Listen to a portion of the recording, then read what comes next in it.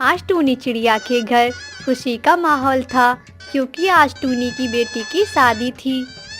मीनू मौसी, आज मैं बहुत खुश हूँ। मेरी पिंकी की शादी एक अमीर परिवार में जो होने वाली है।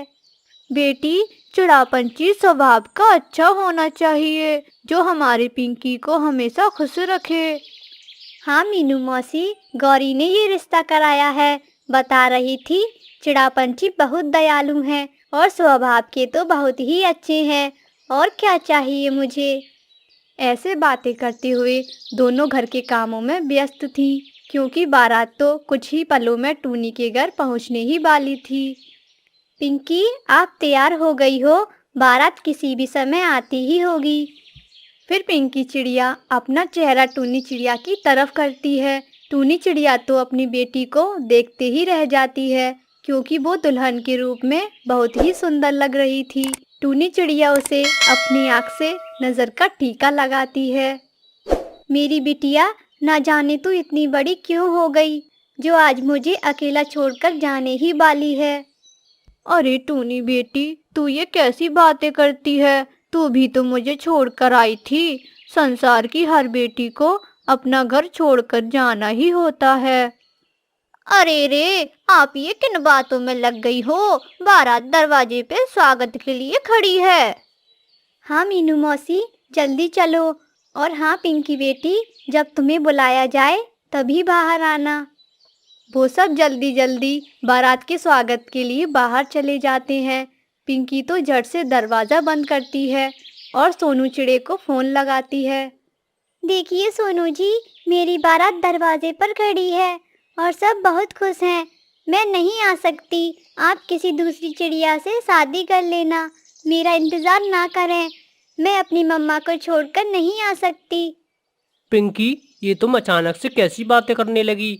मैं यहाँ पास वाली नदी पर कब से इंतजार कर रहा हूँ। अगर तुम नहीं आई तो मैं इसी नदी में डूबकर अपनी जान दे दूंगा। अब फैसला तुम्हारे हाथ में है। मैंने तो फैसला किया था सोनू चिड़े से ही शादी करने का। अब बाकी सबकी खुशियों के लिए मैं मुकर तो नहीं सकती, मुझे जाना ही होगा। और ऐसा फैसला कर पिंकी खिड़की से भाग जाती है। वो जल्दी जल्दी उसी नदी के किनारे पर पहुंच जाती है और नाव में बैठकर जंगल छोड़कर अपने प्रेमी के साथ भाग जाती है। उसे तो अपनी मम्मा के दुख का अंदाजा भी नहीं था और टूनी चिड़िया तो बिल्कुल ही टूट चुकी थी। पिंकी बेटी, आप कहाँ चली गई? एक बार तो मेरी इज्जत के बारे में सोचा होता।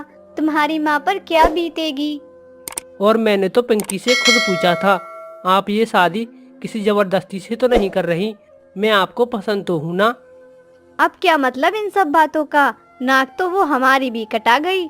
सब मजाक उड़ाएंगे। इनकी बहू मंडप से भाग गई और अब आए हैं खाली डोली लेकर। ऐसे वो दोनों परिवार बहुत ही दुखी थे। तभी टूनी का पड़ोसी कालू कौवा बोलता है।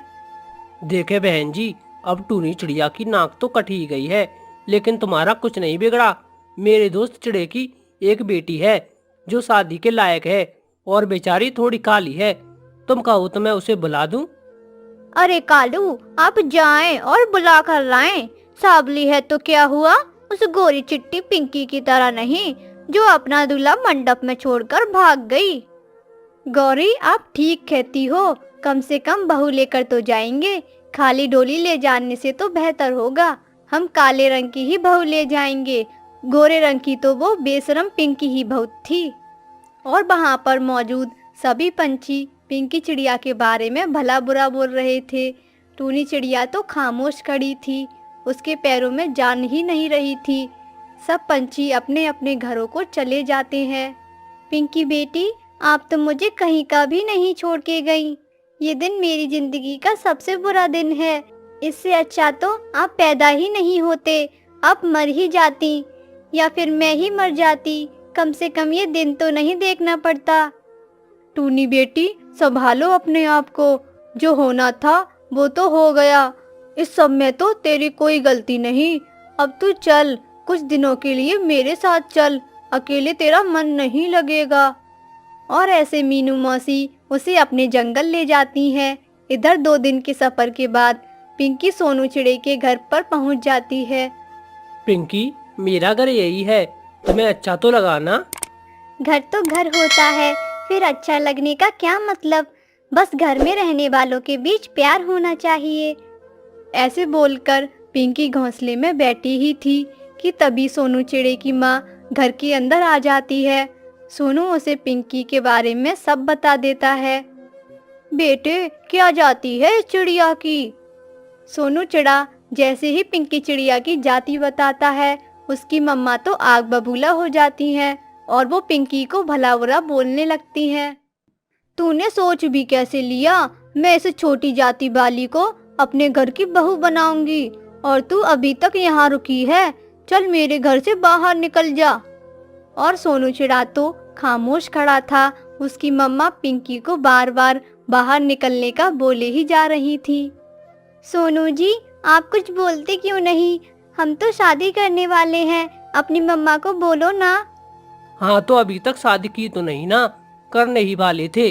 अब मेरी मम्मा को तुम पसंद नहीं हो तो मैं अब क्या करूं? तुम अपने जंगल लौट जाओ। सोनू जी, मैं तुम्हारे लिए अपनी शादी छोड़कर आई और तुम मुझे अपने घर से भगा रहे हो। मैं कहाँ जाऊंगी? मुझे क्या पता, मेरे जाने तुम कहीं भी जाओ, लेकिन मेरा पीछा छोड़ दो। चली जाओ अब मेरे घर से। बेचारी पिंकी तो जीते जी मर जाती है। वो उसे घर से बाहर भी कर देते हैं। वो घंटों नदी पर अकेले खामोश बैठी थी और हार कर अपने जंगल जाने वाली नाव में बैठ जाती है और अपने घर आ जाती है। पिंकी, अब क्यों लौट कर आई हो? जाते जाते मुझे थोड़ा जहर क्यों नहीं दे गई? जो इतनी बदनामी के बाद मैं तुम्हें जिंदा ही ना मिलती। चली जाओ यहाँ से। माँ, मुझे माफ कर दो, मुझसे बहुत बड़ी गलती हो गई। अब तुम्हारे माफी मांगने से क्या होगा? जो इज्जत इस घर की जा चुकी है वो अब लौटकर कभी नहीं आएगी, कभी नहीं। पिंकी चिड़िया को क्या मालूम था, उसने शादी से भाग के वो गलती की थी जो माफी मांगने से कभी नहीं सुधर सकती थी।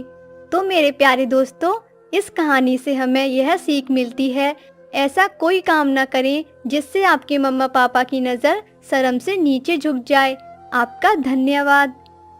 जंगल में बारिश का मौसम शुरू हो चुका था और उसी जंगल में रानू चिड़िया ने अभी अभी 2 अंडे दिए थे। वो अपने अंडों को बड़े ही प्यार से देखे ही जा रही थी। मेरे बच्चों, मैं तुम्हें बड़े ही प्यार से संभालूंगी। अब बस तुम्हारे अंडों से बाहर आने का इंतज़ार है मुझे। तभी तेजी से बारिश शुरू हो जाती है और बारिश का पानी रानू चिड़िया के घोंसले में आने लगता है और उसके अंडे डूबने लगते हैं। अरे, ये क्या हुआ? बारिश का पानी तो मेरे घर में आ रहा है। मुझे मेरे अंडों को लेकर यहाँ से जल्दी ही निकलना होगा, वरना मेरे अंडे डूब जाएंगे। और रानू चिड़िया अपने अंडों को लेकर घोंसले से बाहर आ जाती है और बाहर एक पेड़ पर बैठ जाती है। हे ऊपर वाले, तेरा लाख लाख शुक्र है। अच्छा हुआ जो मैं समय रहते ही घोंसले से बाहर आ गई। लेकिन अभी मैं क्या करूं? बारिश तो रुकने का नाम ही नहीं ले रही। मुझे मेरे अंडों को एक सुरक्षित जगह पर ले जाना होगा। और रानू चिड़िया तेज बारिश में अपने अंडों को सुरक्षित रखने के लिए एक जगह की तलाश करने लगती है, लेकिन उसे कोई भी सुरक्षित जगह नहीं मिलती। यहाँ पर तो मुझे कहीं पर भी कोई सुरक्षित जगह नहीं दिख रही। मेरे अंडे तो बारिश में भीग रहे हैं। मुझे लगता है कि मुझे किसी पंछी से मदद मांगनी होगी। इसके अलावा मेरे पास और कोई चारा नहीं है। और ऐसा सोचकर रानू चिड़िया अपने अंडों को लेकर बाकी पंछियों से मदद मांगने के लिए चली जाती है और